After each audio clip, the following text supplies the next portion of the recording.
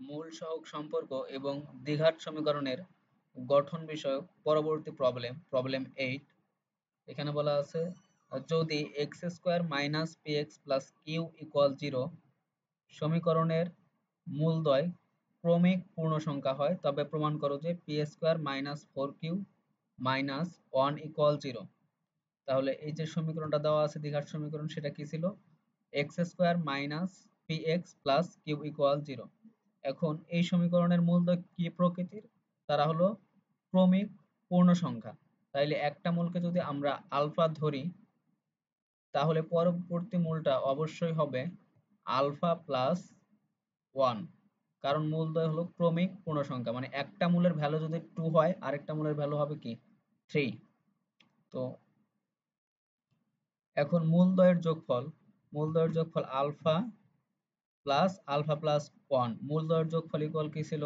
মূলদ্বয়ের যোগফলের সূত্রটা সেটা হলো উপরে এক্স এর সহগ আর নিচে কি এক্স স্কোয়ারের সহগ। তো এখানে এক্স এর সহগ কত? এখানে এক্স এর সহগ হচ্ছে মাইনাস পি, এবং এক্স স্কোয়ারের সহগ কত? এক্স স্কোয়ারের সহগ হলো 1। যে কারণে এই যে উপরে পি এবং উপরে পি মাইনাসে মাইনাসে এখানে প্লাস হয়ে গেছে এবং শেষে থাকতেছে পি। তো এইখান থেকে ক্যালকুলেশন করে আলফা ইকুয়াল আসে পি মাইনাস 1 ডিভাইডেড বাই 2।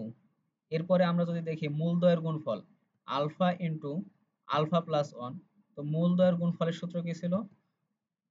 উপরে হচ্ছে ধ্রুবক পদ আর নিচে কি এক্স স্কোয়ারের সহগ। তো এখানে ধ্রুবক পদ কত? ধ্রুবক পদ হলো কিউ এবং এক্স স্কোয়ারের সহগ কত? 1। তার মানে এখানে থাকতেছে শুধুমাত্র কিউ। তাইলে এইখানে আলফা ইন্টু আলফা প্লাস 1 থেকে যেটা আসতেছে alpha square plus alpha equal Q.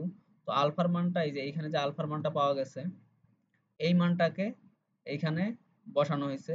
এখানে বসানোর ফলে আসতেছে alpha square p minus 1 divided by 2 all square plus p minus 1 divided by 2 equal q. এইটাকে ক্যালকুলেশন করলে আমরা এই যে এই লাইনটা পাই। এরপরে আমরা ফাইনালি প্রমাণ করতে পারি P square minus 4q minus 1 equal 0।